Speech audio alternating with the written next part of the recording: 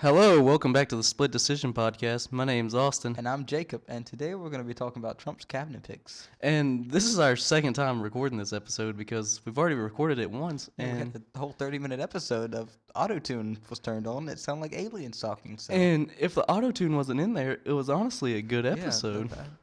Yeah, I was pretty proud of I it. don't say so myself. There were just a few minor mistakes. Yeah, but we had one big mistake that has to make us record this whole thing. But Yeah, let's dive right into the episode. Okay, so starting off, we have the White House Chief of Staff, Susie Wiles. Susie Wiles is an American political consultant who served as co-chair of Donald Trump's 2024 presidential campaign, having previously worked on his 2016 campaign as well as Ronald Reagan's 1980 campaign. So she's a well-qualified person for this position. She definitely has a strong resume. She has a strong resume, not resume. With the moe. Resume with coordinating campaigns. So I think that's pretty good for this position, really. Yeah, Because what the chief of staff does is they're responsible for directing, managing, and overseeing all policy development, daily operations, and staff activities for the president. So pretty much the same thing. She just switches from campaign to presidential mode. Yeah, she ain't really figuring out how to win now. She did win. So, really, I think it's a good pick for the Donald Trump chief of staff. Yep. Personally. Yep, and she's also the first woman chief of staff. Yeah, and I believe that's a good thing. I don't really care either way. Oh, yeah. But and it is notable. Yeah, that's a history notable in the cause. making. But next up is Secretary of State. Marco Rubio. Marco Rubio served in the Senate Since 2011. in Florida. He was also a top 3 pick for Donald Trump's VP. And he's also he's got a little bit of controversy with Trump. And before we dive into the controversies, let's look at what the Secretary of State does. They're appointed by the President with the advice and consent of the Senate, is the President's chief foreign affairs advisor. The Secretary carries out the President's foreign policy through the State Department and the Foreign Services of the United States. So I think we already said that he ran in 2024 as in the primaries. Well, no, he didn't run in 2024. He ran in Oh, yeah, he 2016. ran in 2016. All right. And yeah, you're right. Yeah, he's had a lot of disagreements with Donald Trump in the 2016 campaign. And so this position's about foreign policy plays a big part in this position, and so really, I'm shocked that he picked Marco Rubio because they have a lot of disagreements. That's really that's where their what they main disagree disagreements at, are is foreign policy. Yeah, So he has a more hawkish, view on it. Yep. yeah, where his foreign policy, he's strongly pro-Israel, and he's called for the destruction of Hamas on television. I think him and Trump were in agreement on that part. Yeah, And- but but Ukraine's a different matter. I think. well, they sort of have the same view on Ukraine. They're both pro-Ukraine, but they both agree that the war must end, and Ukraine must make the settlement for the war to end. Yeah, I don't really think there's gonna be Any Russia. I disagreements don't see Russia there? ending that war without Yeah, Ukraine. I think giving in a little bit. Ukraine's going to be the one that has to stop it. And Trump has stated that if Russia doesn't agree to a deal, he's funding Ukraine fully. Yeah, in interviews. Trump also claimed that he was going to stop the war on day one, right? We'll I see. don't see that happening. We'll see how that goes. It'll probably be more like It'll be a while if it'll be he he does it. Yeah, it's a big if. And Marco Rubio is also pro-Taiwan, and he's more pro-NATO than Donald Trump because Donald Trump, he's pro-NATO. Yeah, he just thinks that countries they're not paying. They're not. Which is reasonable, really. Yeah, it is, but I mean, yeah. But we have the money to spend, sort of. Yeah, a lot of those countries are smaller Small. countries. Well, I really think in Israel, not Israel, Europe's finally starting to turn to this. Is being dependent. They need to stop being dependent on the U.S. Yeah, they need to be We'll say independent, not France dependent. France has kind of started doing this. Yeah. And yeah, They're building up their own military. It's about time. yeah, it is about time. I guess they're scared of World War II happening again, but Yeah. I mean, I know Germany's put in a lot of money for their military here recently too. We might get a round 3. Moving on. Yeah, it's got a little bit of swing to the right.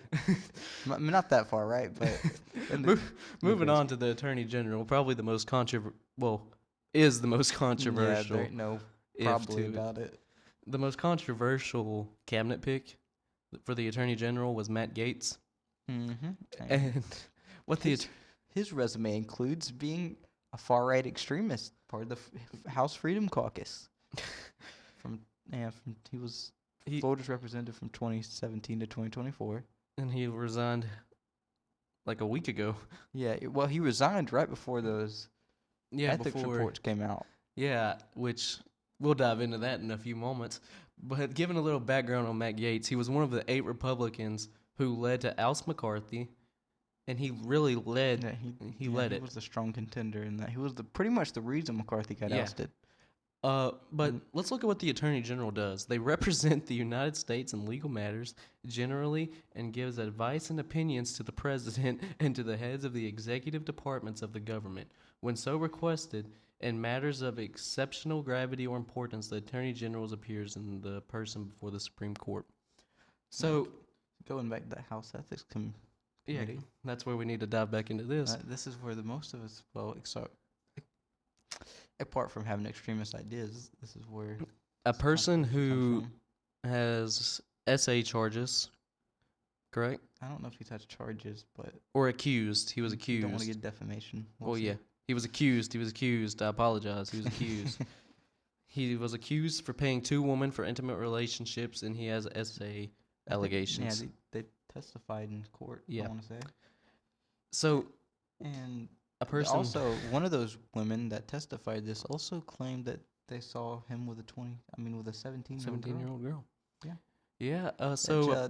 Definitely don't want a man. If that's true, I don't want that man in Congress. A person with a bunch of legal matters is going to be running our legal matters. Actually, not he's no not, more because he dropped out. The day of this recording, right? Yeah, as of today, he dropped out. As of the day we're recording November 11th, November 21st. Where am I going?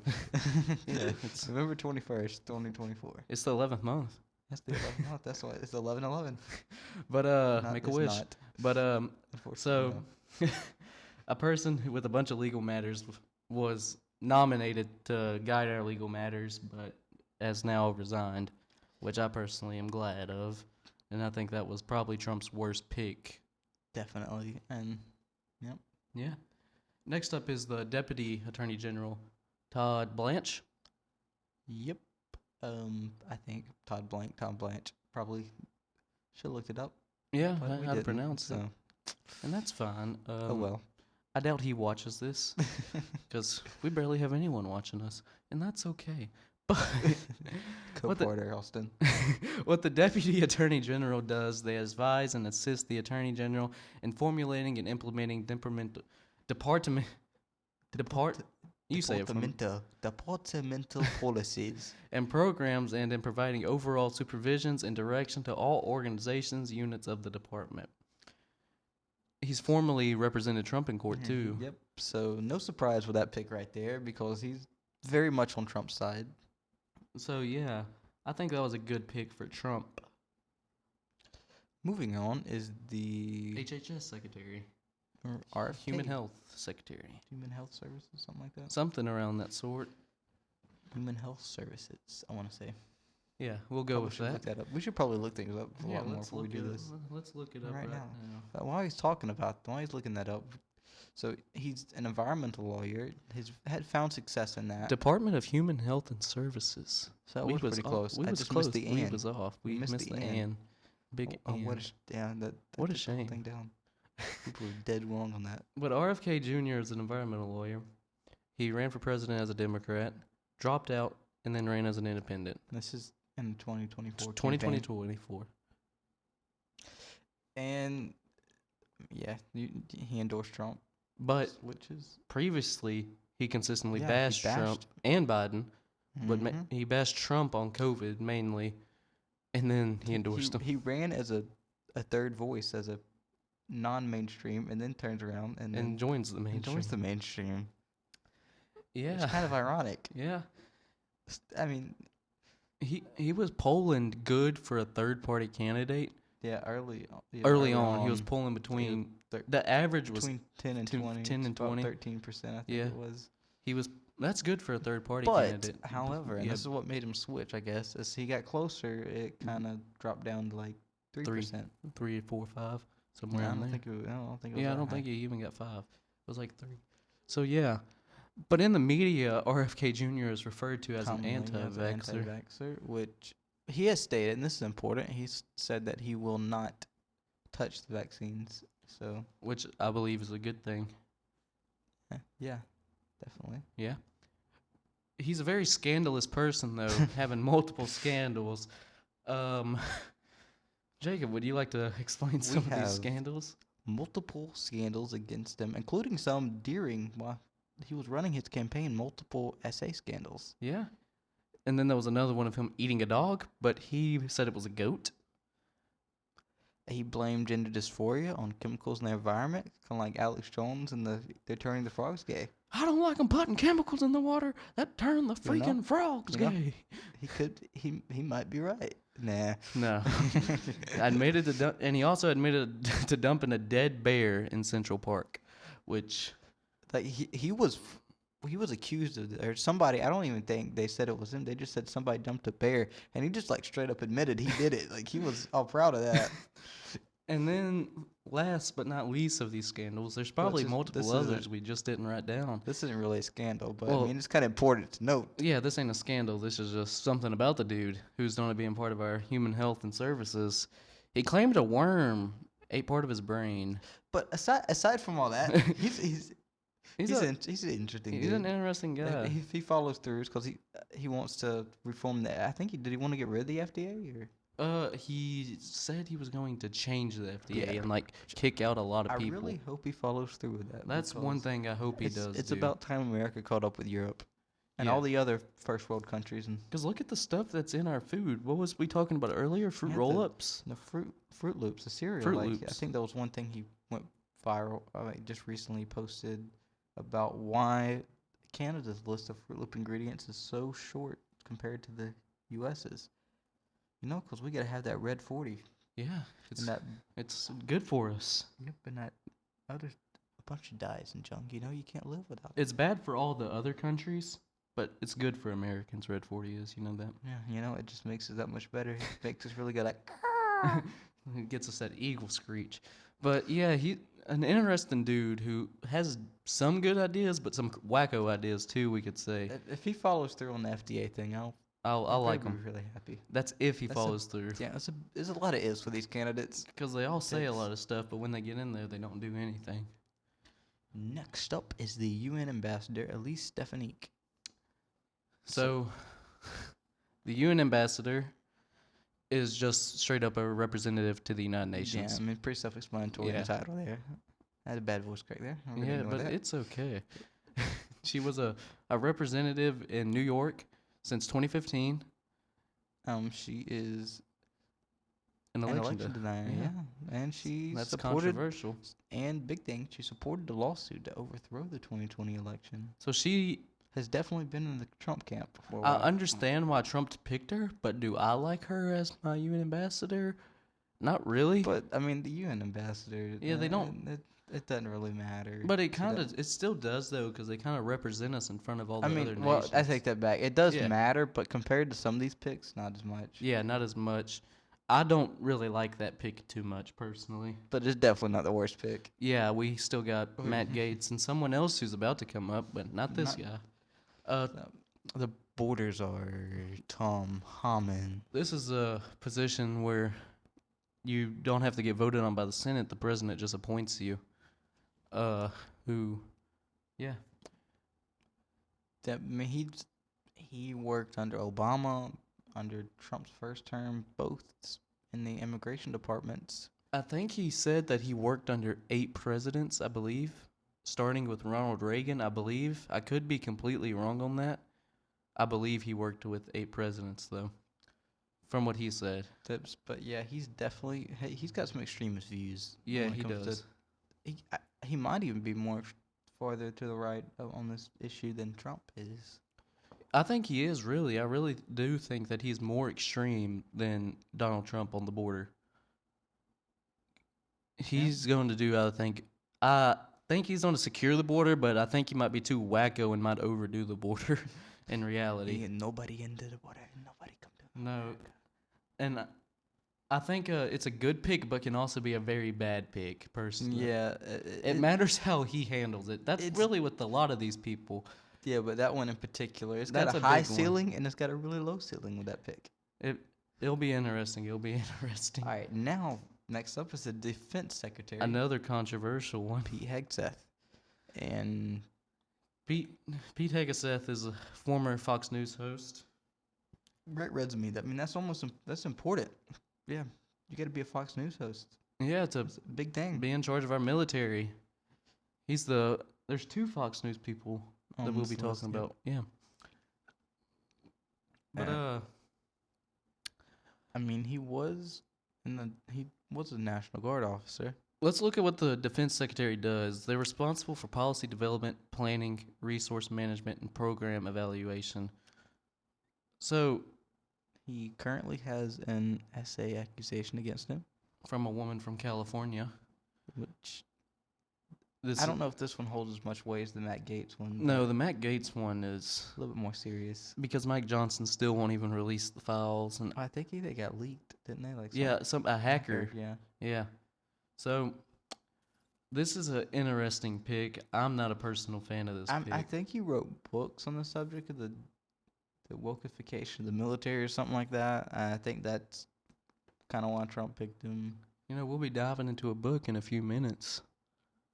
You know it? South Dakota. Oh yeah. Let's Not yet though. Not with this. No, not with Dakota. This Dakota though. No, we're gonna look at this. this. We're gonna look at the good one We're first. gonna look at the one the least actually I would say the least controversial pick.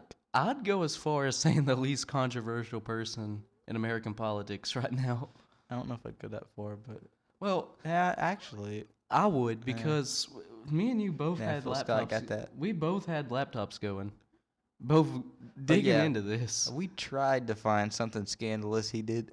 He's got a clean record. But our future Interior Secretary will be Doug Burgum if voted in. I'm pretty sure that I think pass it. he will. I feel like most of these will. Besides Matt Gaetz. Well, Well, he ain't no more. Well, We yeah. did- And I don't know if the Secretary of Defense will, but I imagine it does, because there's a Republican majority in the Senate. oh yeah, he's a well-liked dude. Yeah. But Doug Burgum, he ran against Trump in the primaries. He was a top 3 contender for VP.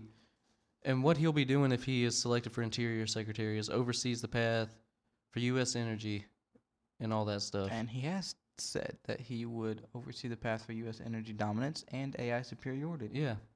But, superiority. you know, you what say our that word. research on Doug Burgum, the only controversial thing we found on him was the oil.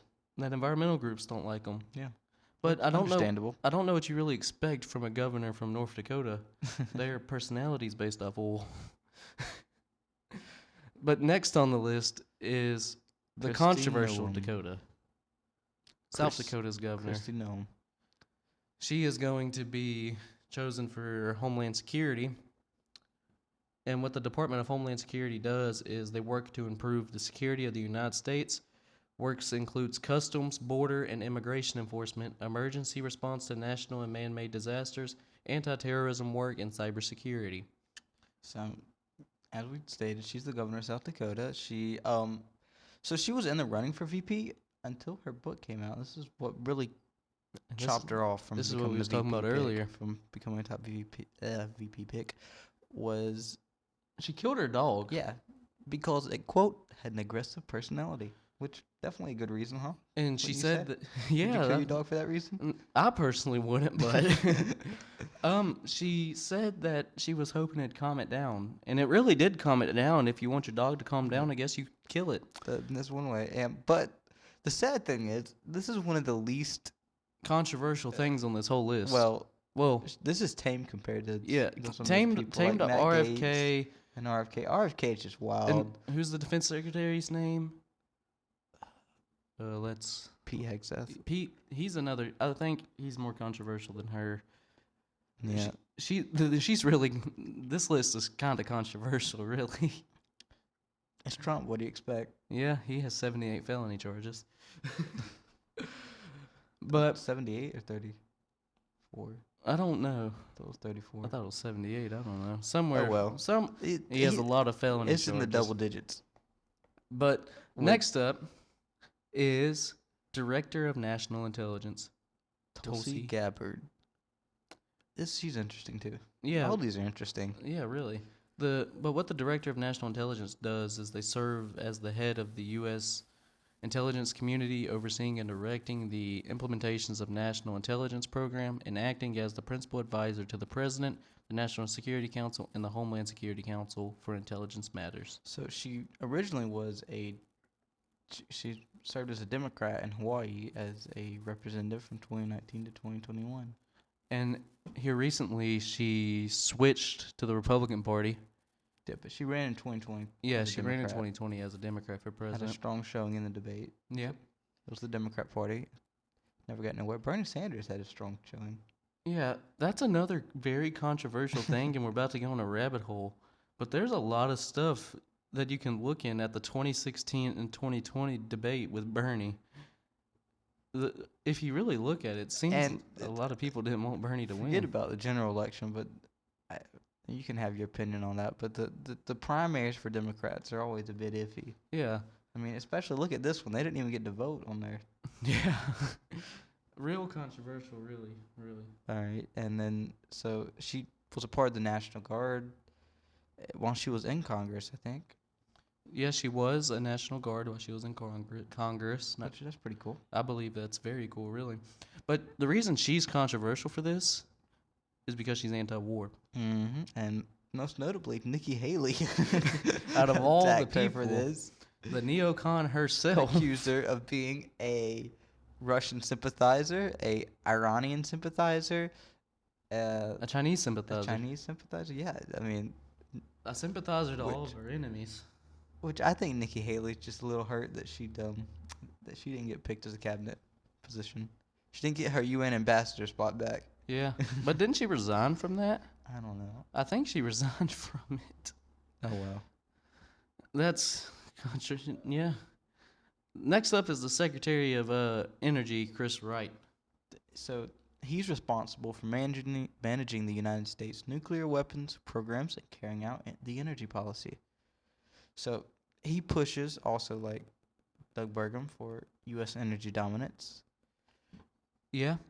But he is the energy executive CEO for Liberty Energy. And in 2023, he made the controversial statement, there was no climate crisis and carbon pollution is misleading. Which is kind of important. It's a big asterisk to know when he's the head of the Secretary of Energy. When he's the Yeah. Secretary of Energy. I don't really like that pick, personally. But that's just me. I mean, yeah. Yeah, that's controversial to say that because Half- climate change is technically proven to exist. No ifs, ands, or buts, and he said it was a hoax, pretty much. Yep. Next up is the Secretary of Transportation, Sean Duffy. And So you can go ahead. oh, okay, thank you. The Office of You're Secretary of welcome. Oh, well, thank you again. The Office of Secretary of Transportation oversees the formulation of national transportation policy and promotes intermodal transportation. Modal. Modal. We have a... I couldn't miss a chance to correct you. Yeah, I know, that's how you are. But Sean Duffy served as a Fox Business host. That's the second business host that we have. I think we're noticing a trend here. If you want to get picked for a Trump cabinet, Being a... you either need to be a Fox News host or be a Dakota governor. Or Have a be lot very of, controversial or in a have lot of essay cases. scandals. Yeah. So... if you do all three of those, you have like a 100% chance of getting picked. So, very controversial people, really. And what Sean Duffy served as in his past was the U.S. House of Representative from Wisconsin in District Mhm. 7. I feel a lot of these. I don't feel like they have that much of a resume in those departments that they're picked for. Yeah, a lot of them don't. For instance, he don't. He don't Mm, really have anything for transportation to go with this. business. In business, yeah. Fox Business host. All right, and the last, But but definitely not the least. This is something new coming to yeah. the executive branch, which I guess is technically not part of the executive branch, is outside the government, is the Department of Government Efficiency, led by Elon Musk and Vivek Ramaswamy. Yeah, this is a very controversial thing. I mean, yeah, led by two billionaires. I think Vivek's Yeah, a billionaire. he is a billionaire. And Elon Musk, the richest man in the world, I think. He is. Yeah. So Well, except for Putin. Mm-hmm. And and the Saudi Arabian prince. But we'll never know. besides that, they are very controversial people. But Elon Musk has, he has experience with doing this. yeah, especially just look at Twitter. If He got in there and kicked 90% of the company out. cut down cost quite a bit. Yeah, I wouldn't say Vivek has the most experience for this position. I feel like, yeah, Musk is definitely more qualified for Yeah. this than Vivek. I feel like Vivek just got on there as a pity pick, if I'm being Yeah. honest. Because he was He- like kind of he was- dying to be in Trump's cabinet, you Yeah. know it. But Um, I think Elon Musk was a good pick for this position. Vivek's, you know what? Really, it's good that he's over finance and not social policies, because he's bit of extremist. And Yeah. one of his deals he ran on, he ran the 2024 primaries. One of the things he ran on was upping the voting age to 25. And having a civics test too, wasn't there? Yep, to be able to vote, which I think is a bit controversial, because that reminds me of the Jim Crow era. That goes against the U.S. Constitution. Yeah. He's a real controversial candidate, and really a controversial Very pick just for this extreme. position. I think Elon was a good pick for this, but Vivek with Elon, I don't really like it that much. Well, I have seen where Elon is definitely, he's open to ideas. I've seen Yeah. him taking ideas from all sides of all aisles. And So- I do believe that is a necessity for this position. I really do. Yeah. And really, I don't think they can hurt the government, No, because it's already in a rough position in Yeah. that department. I think the worst they can do is kind of stop some of the dumb spending. Yeah. That's because they really ain't got no power. They're just really Yeah, there. they're just there to advise. I don't think they can officially do anything. No, I don't think they can. But really, interesting picks all throughout this whole cabinet as of now. Mm-hmm. Who do you think's going to take the attorney general spot? I really don't know. Hope it's Jeff Landry. We can get rid of him as Yeah. our governor. We just gave away our location. We're in Louisiana, and Jeff Landry's our governor. And maybe Jeff Landry will get picked as that, so we can get a new governor. Here's Trump. Get rid of him. Well, actually, let us take that back real fast. We might invite him on the podcast if we ever get big. So Jeff You know Landry, what, Jeff Landry, you're a great dude. sometimes. Besides when you do Especially- controversial things. Especially when you take donor money. Yeah. The one thing he's ran on, he can't even really do as governor, get the 10 Commandments in our school. Hey, he has did something with the Department of Education, though. Yeah, we I went mean, not from Department of Education, but with the Louisiana's education. I think 49th to 40th. Yeah, I mean, we're beating Mississippi now. That's all I know. We're That's the beating important 10 other thing. states now. We're big time. We're smart. We're intelligent. We're inteligente.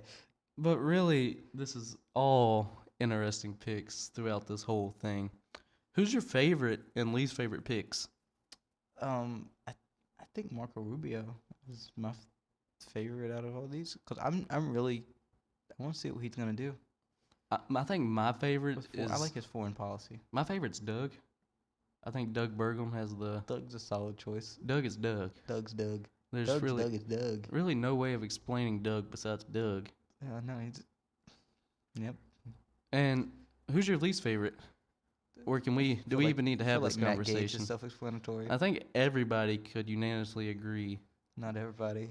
Yeah, he won't agree. The majority can agree that Matt Gaetz is a horrible pick. Mm-hmm. But I Yeah. think that sums up this episode, don't it? Yep. Well, pretty much. So we hope you enjoyed this episode of the Split Decision Podcast. maybe next time we'll get one out a little bit faster. We had some technical difficulties. Yeah. We're going to try to do some new things, I guess, here soon. We might email some people. Maybe. We don't know yet. Yeah, we can edit that out. Yeah. Oh well. All right. Alright, Well, thank you thank you for listening, and we'll hope to have you back. Yeah. Come back and listen to the Split Decision Podcast.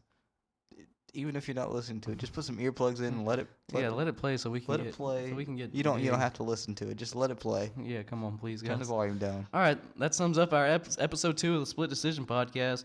Hope you've all enjoyed this episode. My name's Austin. And I'm Jacob. Goodbye.